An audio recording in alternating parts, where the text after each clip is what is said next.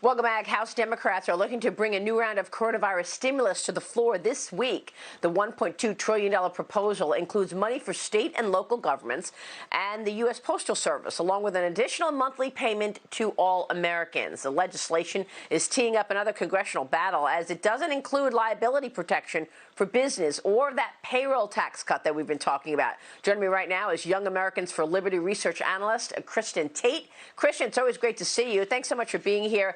Give us your thoughts about all of this stimulus going into the economy. Nancy Pelosi said she did not want to have the House come back yet, and yet she is working on another stimulus bill as we speak. I think the Republicans are worried that she's going to come back with everything that she wants in that bill and then just try to have an up and down vote.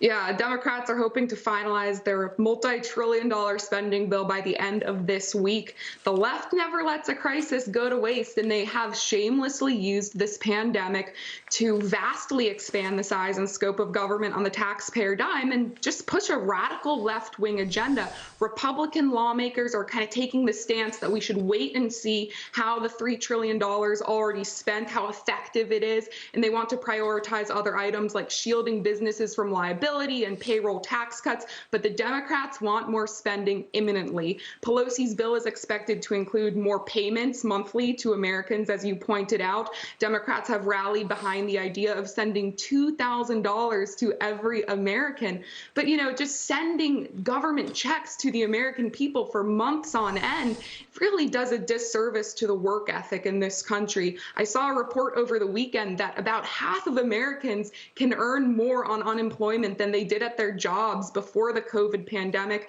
There are employers who are seriously worried about getting their employees back to work for this reason once they're allowed to reopen. The bill is also expected to include bailouts for state and local government and the U.S. Postal Service. But another $1 trillion spending package, Maria, is not what this country needs to get back on its feet. We have 30 million Americans out of work. We have small business owners who are not allowed to operate. People are being told they must stay inside their homes under the threat of arrest from local police forces that have become militarized. I mean, this is crushing the American spirit, and people need to put food on the table for their families. So we've got to reopen as quickly as possible. I mean, we had Congressman Kevin Brady on last week, and he said more money to individuals is only going to accentuate that problem that we already have, whereas some people are making more money to stay home than they are at work. That program goes on until July 31. So as the president directs more states to open, why would anybody come back to work to, participate in the reopening when you know that program's in place until the end of July? Coronavirus already causing this massive economic disruption in terms of spending. Now you've got the Republicans thinking about the $23 trillion in debt right now, Kristin, because the amount of debt we're facing is actually larger than the size of the economy. That's right. That's the question that most people in Washington have not been willing to ask. How are we going to pay for all of these bills, all of these proposals? We're $25 trillion in debt. Eventually, the whole house of cards collapses. I'm glad that some Republicans are finally bringing this up, Maria, because often it seems like Republicans only care about the deficit and spending when a Democrat is in the White House.